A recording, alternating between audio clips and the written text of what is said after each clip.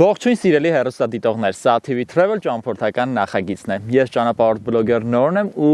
այս պահին գտնվում եմ Ծաղկաձորում։ Եկել եմ, որպեսզի ձեզ ներկայացնեմ մի շատ յուրահատուկ պրոյեկտ։ Հաղորդման երկրորդ մասում կճամփորդենք մեր մոլորակի գեղեցիկ անկյուններով։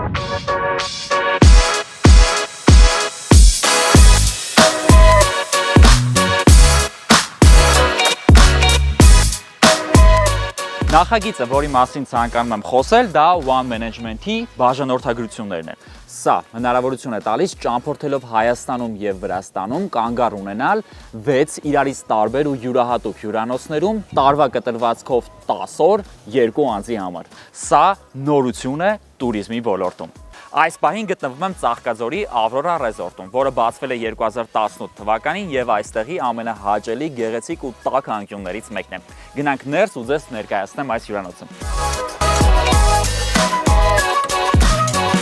Բարև ձեզ։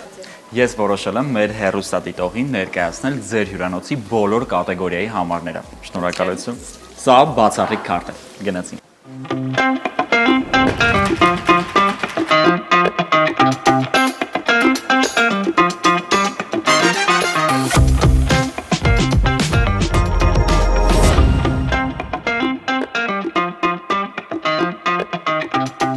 Սա ստանդարտ համարն է։ Ընդարձակ լինելուց բացի, պետք է ասեմ, որ սենյակը չճնշող գույների մեջ է։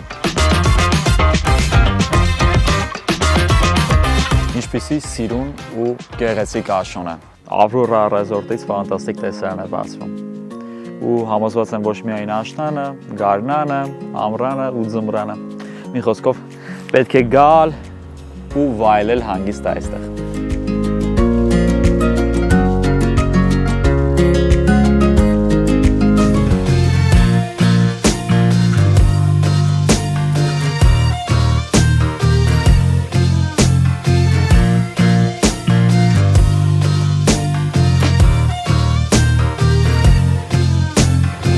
Մյուս կատեգորիայի սենյակը, որ ցանկանում եմ ձեզ ներկայացնել, դա Deluxe-ն է։ Լյուքսից տարբերվում է նրանով, որ ընդամենը մեկ ննջասենյակ է,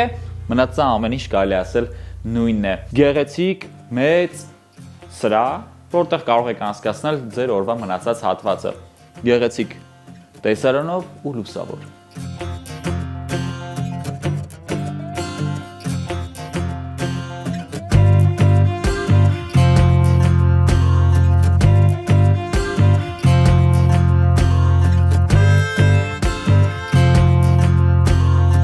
Հյուրանոցը նաև ունի խորհրդակցությունների սրահ, որը շատ հարմար է բոլոր այն կազմակերպությունների համար, ովքեր որ սիրում են քաղաքից դուրս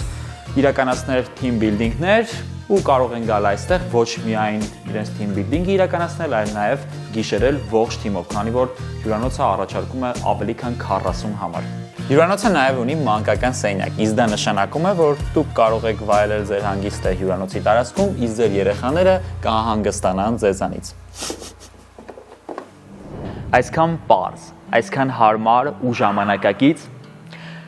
սա դեռ սկիզբն է։ Շուտով լինելու են նոր բաժանորդագրություններ, նոր հյուրանոցներ, բոնուսներ ու նվերներ։ Այդ ամբողջը բաց չթողնելու համար հետևեք One Management-ի վեբկայքին ու նաև նրանց սոցիալական տարբեր հարթակներում, որպեսզի առաջինը տեղեկանաք բոլոր բոնուսների ու նվերների մասին։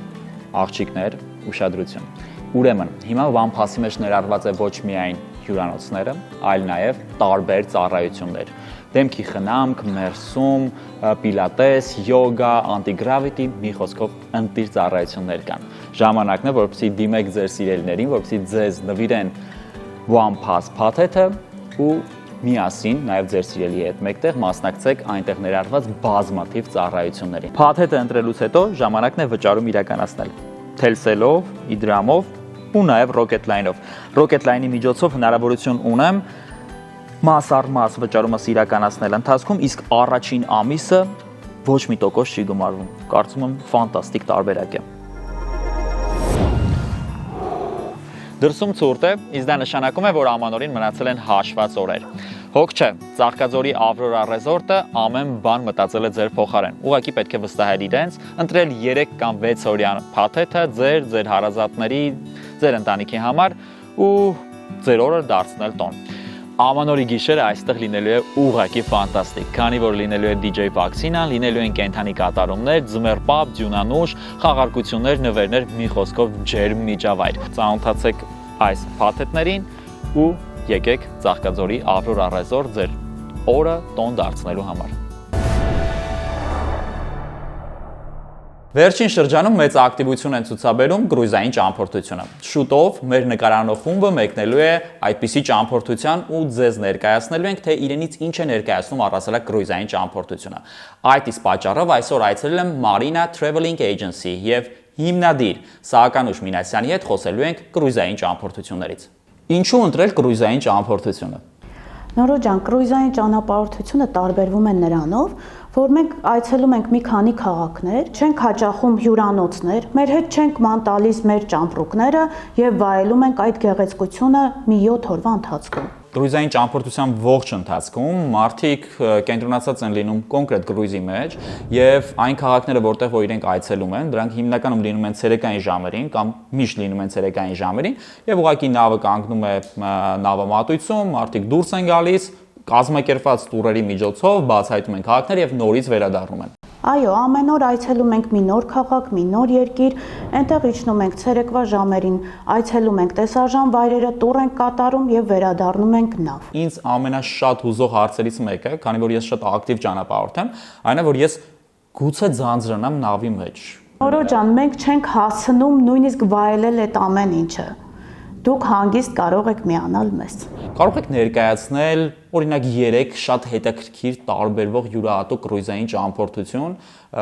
որը խորհուրդ կտակ, որպեսզի մեզ դիտողները օրինակ մասնակցեն, միանան ու ճամփորդեն։ Դանիա, Գերմանիա, Նորվեգիա եւ նաեւ ունենալու են 26 թվականին այդպիսի երկու կրուիզային ճանապարհորդություն։ Օգոստոս ամսին ունենալու են Գերմանիա, Դանիա, Շվեդիա, Ռիգա։ Իսկ մյուս երկու հետաքրքիր ուղղությունները, որոնք որ խորհուրդ կտակ օրինակ որպեսզի մարդիկ մասնակցեն, որտեղ դրանք շատ հետաքրքիր են։ Երկրորդ հետաքրքիր կրուիզային ճանապարհորդությունը դա Բրազիլիա է։ Բրազիլիա։ Այո։ Այսինքն դուք գնում եք Հարավային Ամերիկա, այնտեղից է ճամփորդությունը սկսում։ Ոչ, մենք սկսում ենք Մարսելից կամ Բարսելոնայից։ Այո, Ատլանտյան օվկիանոսը կտրելով հասնում ենք Հարավային Դա Ամերիկա։ ինձ թվում է ֆանտաստիկ հետաքրքիր կլինի, չգիտեմ, Ատլանտյան օվկիանոսը կտրել անցնելով, դա արդեն յուրաքանչյուր ճանապարհորդի համար բավական հետաքրքիր փորձառություն է, հա։ Իսկ մյուս երրորդը։ Երրորդը գնալու ենք Ամերիկա։ Նորից էլի Եվրոպայից Ամերիկա։ Ոչ, այս անգամը սկսվելու է Լոս Անջելեսից, մեր կրուիզային ճանապարհորդությունը դեպի կղզիներ։ Իսկ ո՞րն է ձեր կողմից առաջարկվող ու ամենամեծ պահանջ ունեցող ուղղությունը։ Մշտապես, որը որ կատարում ենք, նաև մարտի 8-ին, որը որ դուք միանալու եք մեզ, Իտալիա, Իսպանիա, Ֆրանսիա։ Կլասիկ ճամփորդությունների ընթացքում ոչ կրուիզային, այդպես կարելի ասել, մարդը ստիպված լինում ամեն օր ամրագրել ինչ-որ հյուրանոց, լուծել իր սննդի հարցը, լուծել ինչ-որ տուրերի հարցը, տրանսպորտ, տեղաշարժ ու այսպես բան։ Կրուիզը ոնց որ լուծում է բոլոր այդ հարցերը ու իր ներսում կենտրոնացված է թե մարդու ժամանցը, թե մարդու սնվելու հնարավորությունը։ Կրուիզի ընթացքում բուֆեներ կան, որը որ մշտապես գործում է առավոտյան 7-ից մինչև երեկոյան 12-ը, բայց ներառվում է նաև 2 անգամյա ռեստորանի այց ամեն օր երեկոյան բոլորս միասին հաճախում ենք ռեստորան, իրար հետ շփվում ենք, անցկացնում ենք հաճելի ժամանց։ Կան նաև շոու ծրագրեր, ֆիլմերի դիտում, ինչ որ ներկայացումներ։ Մեկ օր լինում է սպիտակ երեկոյի օր, ամբողջ նավը սպիտակ են հագնվում, նավապետից, մյուս անձնակազմները միասին, մենք էլ իրենց հետ մասնակցում ենք։ Գիդը լինում է հայախոս, այսինքն հայերեն լեզվով է անցկացում տուրերը։ Մենք այստեղից հենց ուղեկցությունը լինում է գիդի Հայաստանից, այնտեղ հայերեն պատմում է, հայերեն խոսում է, հենց հայը։ Նաև մեր մասնագետը կազմում է այսպիսի բուկլետներ, որը որ տալիս ենք տուրիստին, տուրիստը նախապես կարդա եւ տեսնի ուր է գնում եւ ինչ է տեսնելու ընթացքում։ Ես չեմ համբերում, թե երբ եմ ունենալու այդ ճամփորդությունը վայելելու հնարավորություն, իհարկե մնացել են հաշված օրեր չէ, հաշված ամիսներ, 3 ամսից գնալու ենք ու մասնակից ենք դառնալու այդպիսի հետաքրքիր ճամփորդության։ Շնորհակալություն մանրամասն պատմելու ու ներկայացնելու համար։ Սիրելի հեռուստադիտողներ, եթե ձեզ հետաքրքրեց ու համոզված եմ, որ շատ հետաքրքրեց, կարող եք միանալ ճամփորդությանը ու ինչու ոչ, նաև մեր նկարանող խմբի հետ մեկտեղ մարտի 8-ից 15-ը մասնակիցը լինել այսպիսի հետաքրքիր ճամփորդության։ Այստեղ թողնում ենք հեռախոսահամարը, զանգահարեք ու միացեք մեր կրուիզային ճամփորդությանը։ Կսպասենք։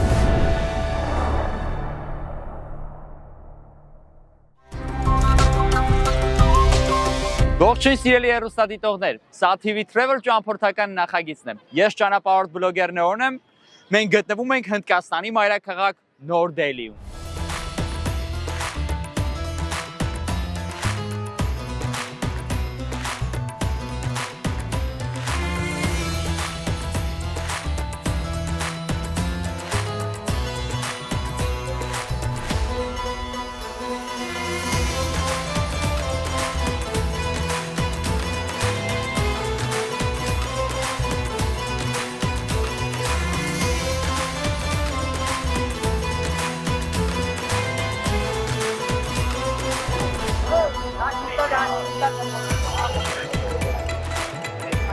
Հին Դելին ավելի քան խելահեղ է, անկեղծ իհարկե սա համարվում է հենց մայրաքաղաքի սիրտը, հենց մայրաքաղաքը ստեղից սկսել ու առաջին մայրաքաղաքը եւ Դելին առաջին անգամ մայրաքաղաք դարձավ 17-րդ դարում, կառուցվեց հենց այս հին Դելին Շահ Ջահանի կողմից, բայց հետո բրիտանական գաղութացման ժամանակ մայրաքաղաքը տեղափոխվում է Կալկաթա, հետո երբ որ արդեն բրիտանացիները այստեղից գնում են, Հնդկաստանը անկախություն է ձեռք բերում, Դելին նորից դառնում է մայրաքաղաք ու էլ ավելի ընդլայնվում, էլ ավելի մեծանում։ Իհարկե ինչ որ դուք հիմա տեսնում եք, այս հին Դելին ամբողջ Դելին չի, որ այսպեսին է, բավականին նաև զարգացած հատվածներ ունի իր արբանյակ քաղաքները, մոտ 20 միլիոնի հասնող բնակչություն, եթե ոչ ավել, չնայած ես ձեզ ավելին ասեմ, որ Հնդկաստանում շատ բարդ է մարդը համար իրականացնելը, քանի որ շատերը ուղղակի ծնվում են առանց հիվանդանոցներ գնալու, անգամ չունեն անձնագրեր, ու այս հատվածում աղքատության մակարդակը կոնկրետ հին Դելիում զգացվում է, որ բավականին մեծ է։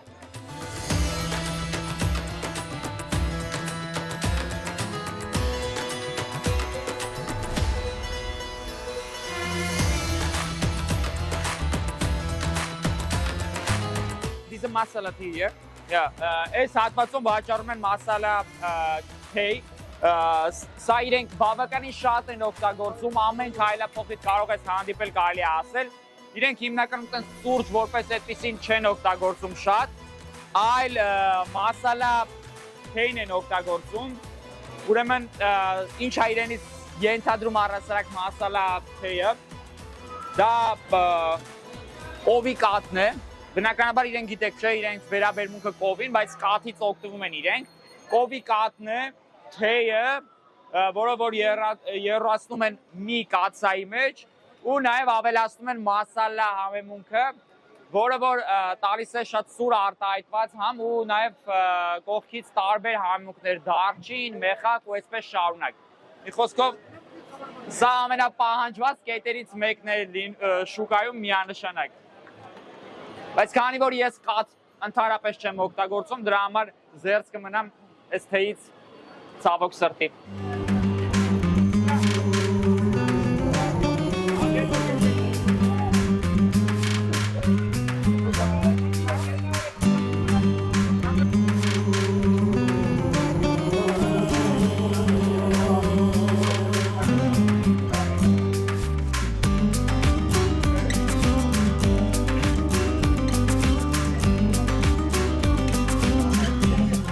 Հնդկաստանում ամեն քայլափոխից կհանդիպես թեմփլներ, տաճարներ, բավականին շատ են, մինչև անգամ մարդիկ իրենց բնակարանների ներսում կառուցում են թեմփլներ, տուալետ չեն կառուցում են թեմփլ, մենակ։ Ու դրա համար բոլոր թեմփլների մոտ կհանդիպեք նաև այսպիսի ծաղկաշատ, կարելի ասել վայրեր, որտեղ որ վաճառում են ծաղիկներ, անգամ որ Հնդկաստան գալիս ես քեզ ընդունում են հենց այս ծաղիկներով, այսպես նաև հյուրընկալության նշան է ու նաև երբ որ մտնում ես տաճար, քեզ հետ վերցնում ես այսպիսի մասնավորապես օրինակ ես տաճար մտնելիս որոշ շիվա աստծուն է նվիրված, վերցնում ես այսպիսի ծաղիկների զամբյուղ ու ներս ես գնում, այս միջոցով դու քո պատիվն ես տալիս շիվա աստծուն։ Քանի որ այցելելու եք Հնդկաստան եւ ձեզ հետաքրքիր է թե ինչ դրամական միջոց կարող եք ձեզ հետ բերել, ասեմ որ ձեզ հետ կարող եք բերել դոլար, եվրո եւ դա արդեն տեղի փոխանակման կետերում վերածեք ռուփի։ Ռուփին այս տեսք ունի։ Ամենամեծ ռուփին, որ ես տեսել եմ դեռ 500 ռուփին է, $100 տալիս են 8100-ից 8300 ռուփի։ Այստեղ կարող եք նաև քարտային գործարքներ կատարեք, բայց տեղացիները հիմնականում դրանից այդքան էլ շատ չեն օգտվում։ Այդ իսկ պատճառով ռուփին համարվում է աշխարհում ամենաշատ օգտագործվող դրամական միջոցը։ Կարծում եմ պարզ է նաև ինչու, քանի որ երկրի բնակչությունը գերազանցում է 1.5 միլիարդ։ Այդ իսկ պատճառով ռուփին աշխարհում ամենաշատ կիրառվող դրամական միջոցներից մեկն է։ Hello, sir. Come.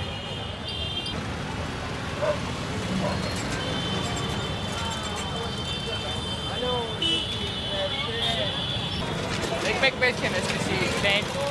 արկածները, ճամփորդությունները, որովհետև այդ ժամանակ սկսում է շատ բան արժևորել, դիտակցել, հասկանալ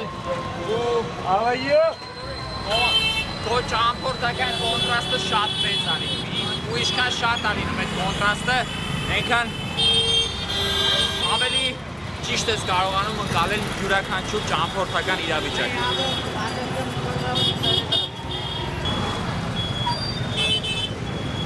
This is India.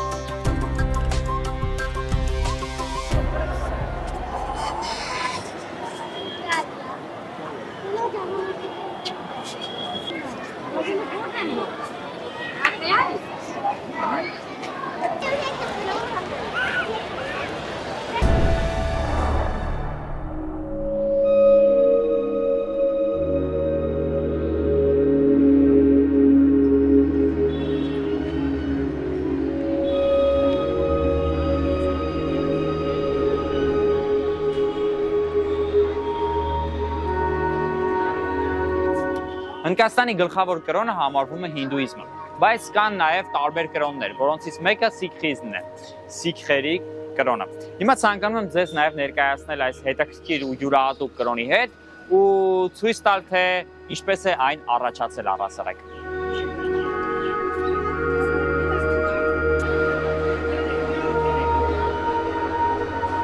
Այս տաճար մուտք գործելու մի քանի կանոններ կան, որոնց որ պետք է պարտադիր հետևել։ Հիմա գնանք ներս, տախ գլխի ծածկոցը կրենք ու նաև կոշիկները հանենք, քանի որ այստեղ եւս պետք է մտնենք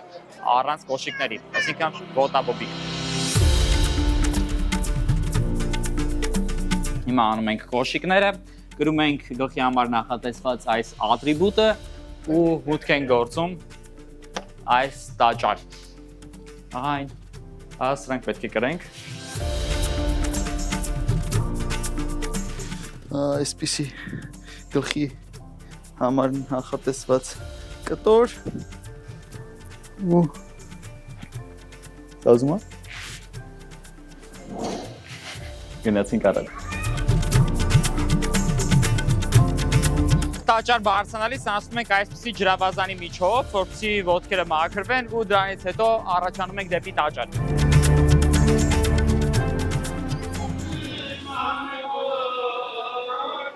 Սիկխերը ոչ միայն կրոնում, այլ նաև քաղաքականության մեջ միշտ եղել են ընդվզողներ ու միշտ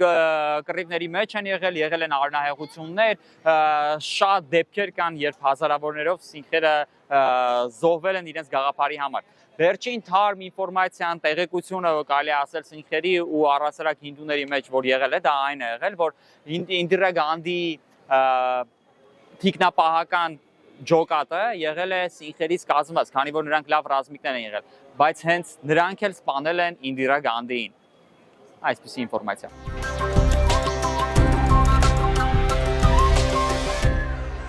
Սինխերին կարելի է շատ հեշտ տարանջատել մնացած մարդկանցից, մասնավորապես նրանց տղամարդկանց, քանի որ նրանք կրում են ցենց արտահայտված գլխաշորեր։ Հաճախ կնկատեք անգամ Երևանում այդ մարդիկ սինխեր են, ովքեր որ ունեն ապրուստի ապրելակերպի այդ գաղափարը եւ այդ փիլիսոփայությունը։ Իսկ այս տաճար ու առասարակ բոլոր այն վայրերը, որոնք որ հսկվում են սինխերի կողմից, ովքեր որ իրենց ձեռքում կրում են անպայման սուր նիզակ եւ իրենց կողքից կա կախված դանակ, որով եթե անկարծ լինի վտանգ իրենց տաճարի կամ իրենց մարդկանց նկատմամբ, իրենք պետք է անպայման միջամտեն։ Սիկհիզմը առաջացել է վերջին ժամանակներում 15-րդ դարից սկսած։ Նրանք ժամանակին հինդուներ էին, հինդուիզմի կրողներ էին, բայց այն մարդիկ էին, այն բողոքականներ էին, որոնք որ դեմ էին արտահայտվում հինդուիզմում եղած բազմաստվածությանը ու նաև կաստայականությանը, այսինքն մարդկանց շերտավորմանը։ Դա չնայած հինդուիզմում ամենամեծ խնդիրներից մեկն է համարվում, կարծում եմ, ու այստեղ երբ դուրս ես գալիս փողոց, նկատում ես մեծ աղքատությունը, դրա ամբողջ հիմքը դա կաստայականությունն է, ու սինխերը նրանք դեմ արտահայտվելով կաստայականությանը, մարդկանց անհավասարությանը, նրանք կողմ են արտահայտվում նրան, որ պետք է լինի մեկ Աստված ու առասարակ մարդիկ պետք է ապրեն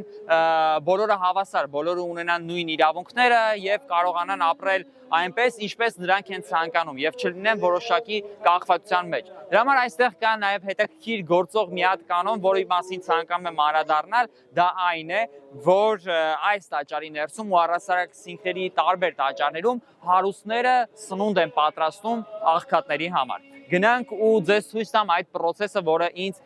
նախորդ իմ ճամփորդությունների ընթացքում բավականին տպավորել է։ Քանի որ սիկհիզմի գաղափարախոսությունը հավասարությանն է վերաբերվում առասարակ, այստեղ հենց տաճարի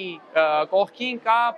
հացատուն, որտեղ որ հարուստները աղքատների համար սնունդ են պատրաստում, ու սա երևի թե շատ տպավորիչ ու յուրահատուկ վայր է, քանի որ ամեն օր այստեղ սնվում է 50,000 հոգի, պատկերացնում եք քանակը, առավոտվանից մինչև երեկո։ Հիմա գնանք ներս ու տեսնենք ոնց է կատարվում այդ process-ը։ Ահա այն տարածությունը, որտեղ ամեն օր 50,000 հոգի սնունդ է ստանում։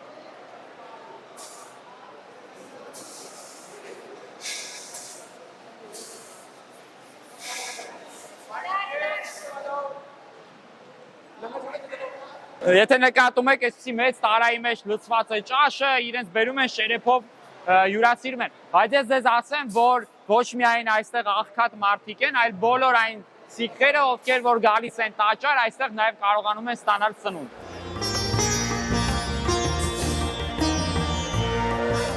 Հիմա գնանք տեսնենք, թե ինչպես է պատրաստման process-ը տեղի ունենում։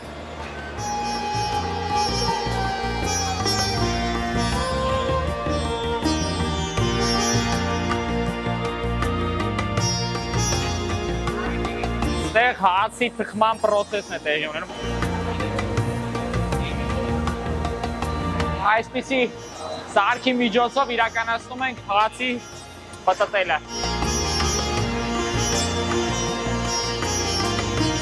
Հիմա պատրաստում ենք հաց, որ արդեն մատուցենք ներսում սնվող մարդկանց։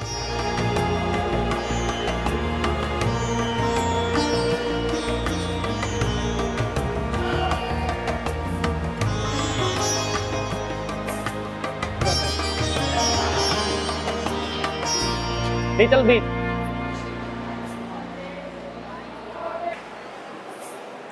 You want? You want? You want? Բոլորը կարծես կշտացել են, էլ չեն ուզում։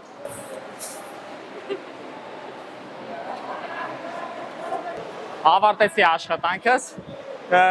մոտ մի 10 հոգու սնունդ բաժանեցի։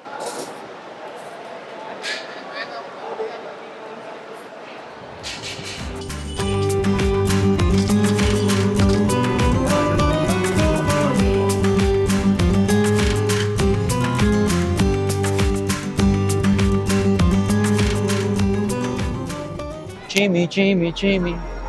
Գնանք եւ պատրաստվենք նոր ճամփորդության։ Մեզ սպասում են նոր ու անմոռանալի բացահայտումներ։